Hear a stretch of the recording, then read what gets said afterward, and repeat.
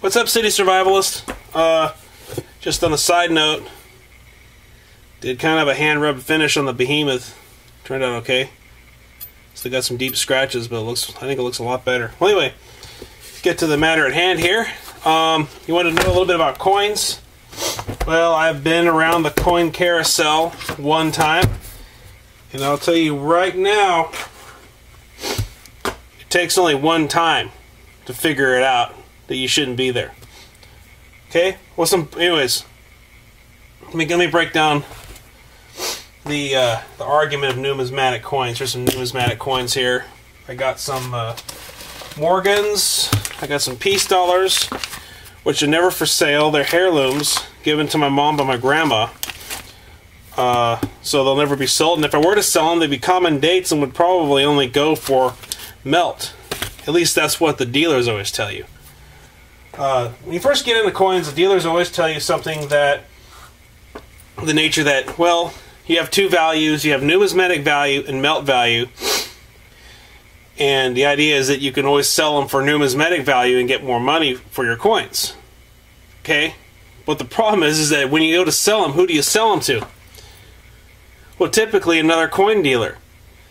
And unless you did your homework on those particular coins, unless you sit there and crack tons and tons of books and know about your dates and know about your mints and know about what mint the thing was made in and how many of them were made and what makes it so valuable, the average coin dealer will turn around and offer you melt for your coins.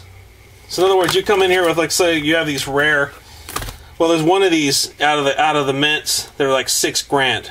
Okay, let's say you have one. Maybe say you have one that's maybe worth like $100 or something like that. You know, nothing too expensive. You go into a dealer, and the dealer will pick it over with a fine-tooth comb. They'll grade it, and then they'll make a bitch about how it was dipped, or it was, you know, it was cleaned, how it's not worth anything, or they already have a bunch of them, or I have a friend who has a bunch of these already and they don't need any more. We don't need any more for the coin show. And they'll give you melt value for the coins. Which also leads me to another thing. You want to know how to clean a coin? Never clean a coin. Okay? There's companies like NGC that will do a coin restoration if you send it out and have it done. That's even controversial. Never clean a coin. Always let some other idiot clean a coin, because if you clean a coin, you take it in, they'll give you melt for it. Even if the coin was properly restored, they'll try to give you melt for it. Okay? Like I say, you learn one time that numis doesn't pay. Okay? So that's my thought on numismatic coins. All right. Now, the survivalist types out there tend to enjoy what's called junk silver. This is a good example of junk silver. This is a Liberty Bell Benjamin Franklin 50-cent piece, okay? This is considered junk silver. Your silver quarters, silver dimes, that's what typically is referred to as junk silver. They like junk silver because it has a U.S. face value, meaning that it doesn't have to be assayed, that it can be taken on face value. These are actually not really junk silver, but these would be considered acceptable because they're minted by the U.S. Mint. These are the Walking Liberty silver dollar pieces. Now, stuff that they get stickler about, and to me they have no reason really to get stickler about. You take this to any silver exchange and they'll cash it right in for cash. Okay, are your private mints. Personally, this is what I'm taking my chances on. I keep a little bit of this around just for barter. Okay, and those are your private mints. Most prominent one is your Northwest Territorial Mint. That tends to be your most popular mint out there, I think. And here's some other private mints too. And all your private mint coins will always say 1 troy ounce, 0.999 fine silver.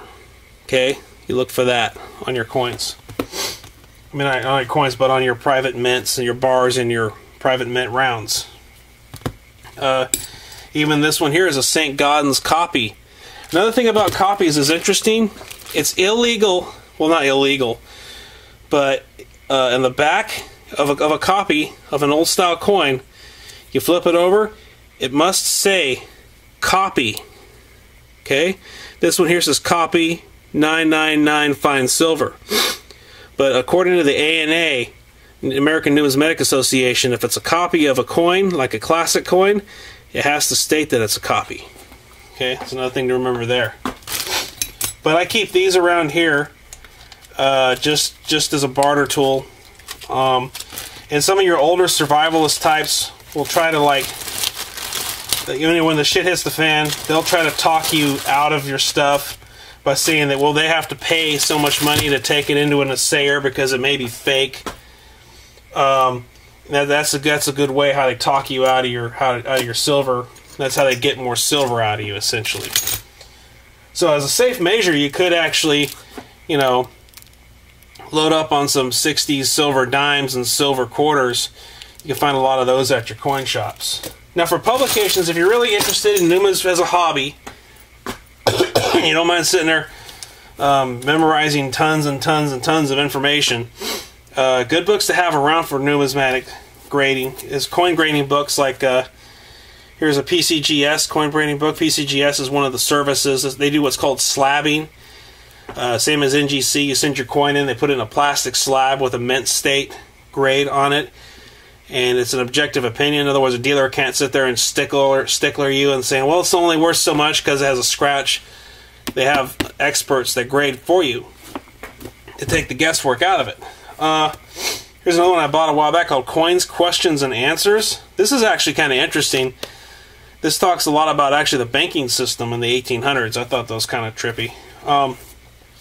Numismatic grading standards. This is a Whitman A&A, similar to this one here. Photo grade. That's another similar grading book there.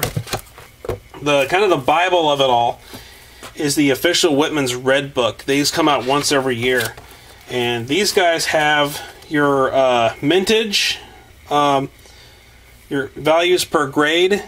So you have a coin, you crack this open. And if you're going to buy numismatic coins, keep this in your car. Okay, you roll up to a coin store, you want this under the seat of your car so you can go out to your car, because granted, they probably won't have one of these in the coin store. They're going to try to sell it to you for what they want to sell it to you for. And when you bring in a coin, they're going to sit there and try to sell it and buy it from you from mint. They're not going to try to give you full value, usually. There's some scrupulous dealers out there. I mean, you know, they're as varied as anything else. But these are the books for starters I recommend. Check out some of your local rags. There's a few rags like publications that'll show you different books, different mint states, etc., price guides, stuff like that. But this is what I chose to stick with. 1 ounce, ¼ ounce silver. Mainly because out where I'm at, people are going to be so freaking poor, they'll be lucky to deal in copper. Okay? And that's kind of what I'm sticking with. And if some old man wants to sit there and say, well, you don't have junk silver and I have to have this assayed, I'm going to tell him, well, typically what you have probably isn't that much important to me anyway, because I'm already prepared. Okay? But that's my starters. That's the starters on coins. And like I say, I'm a little leery about getting into the numismatic end of things. Thanks. Good night.